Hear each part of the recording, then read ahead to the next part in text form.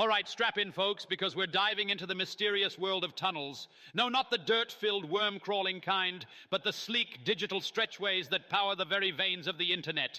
Tunneling protocols. Ever heard of them? Of course you have. They're the unsung heroes, tirelessly transporting data between networks, day in and day out. Now, picture packets that ride through these tunnels, wrapped up snug like parcels within parcels, enabling networks to handle data they'd otherwise shirk away from. Magical, eh?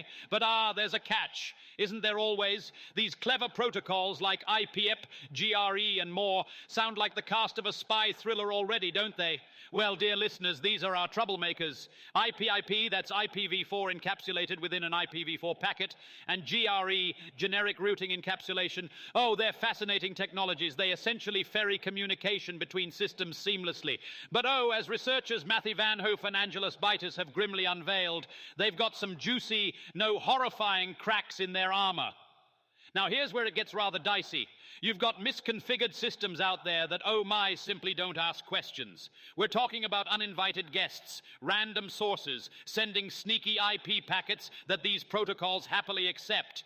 It's like a medieval castle inviting a stranger into the banquet hall without checking their crest. Total mayhem. Why is that a problem, you ask? Well, I am so glad you did. Picture this. An attacker sends these specially crafted data packets using innocent misbehaving hosts to forward them straight to their victims. It's stealthy. It's sneaky. It's alarmingly clever. Just like that, they pull off anonymous proxies. They can escalate to denial of service attacks. They play dirty tricks with internal networks, even messing about with your shiny IoT gadgets.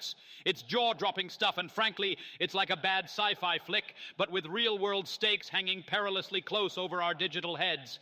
And let's not forget about the specific protocols involved here. IP6, IP6, GRE6, 4IN6, and 6EN4. These protocols, yes, my friends, each of these marvels, when treated with reckless misconfiguration, become ripe for abuse. They're a hacker's playground.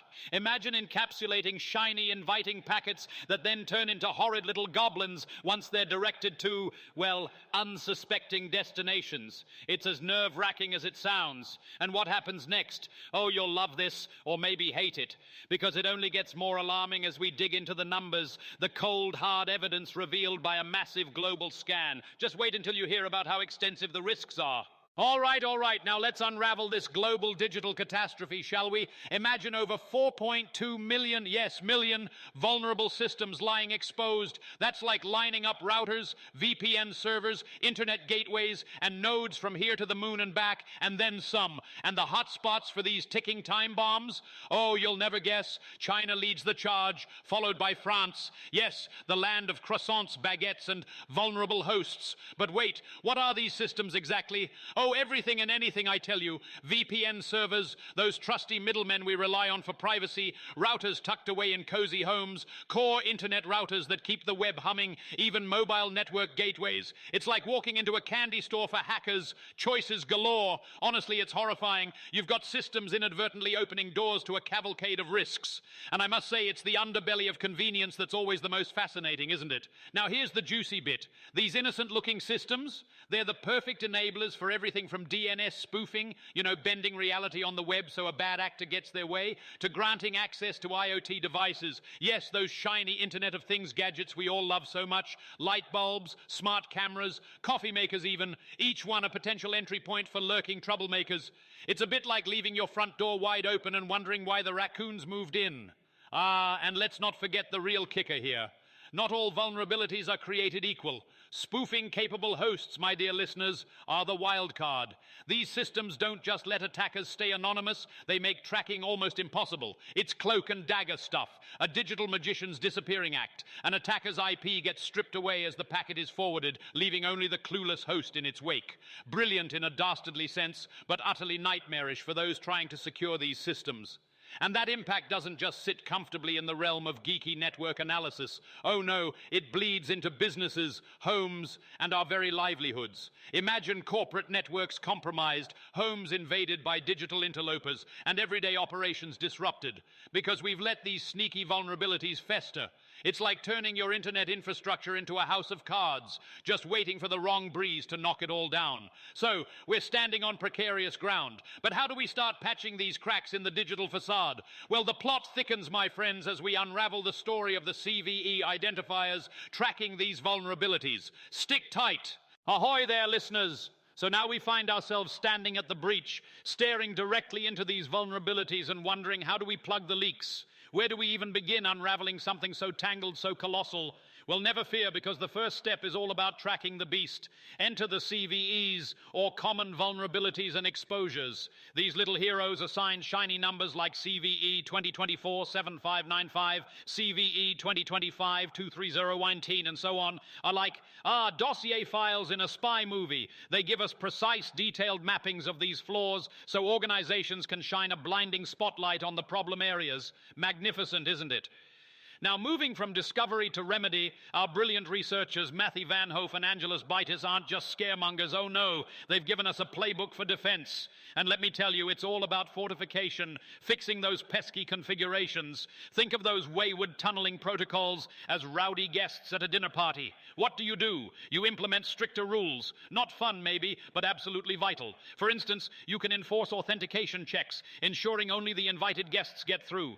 Imagine slapping on a VIP badge system to your digital tunnels. It's brilliant, really. And ISPs, oh dear ISPs, these gatekeepers of the internet, they've got their work cut out.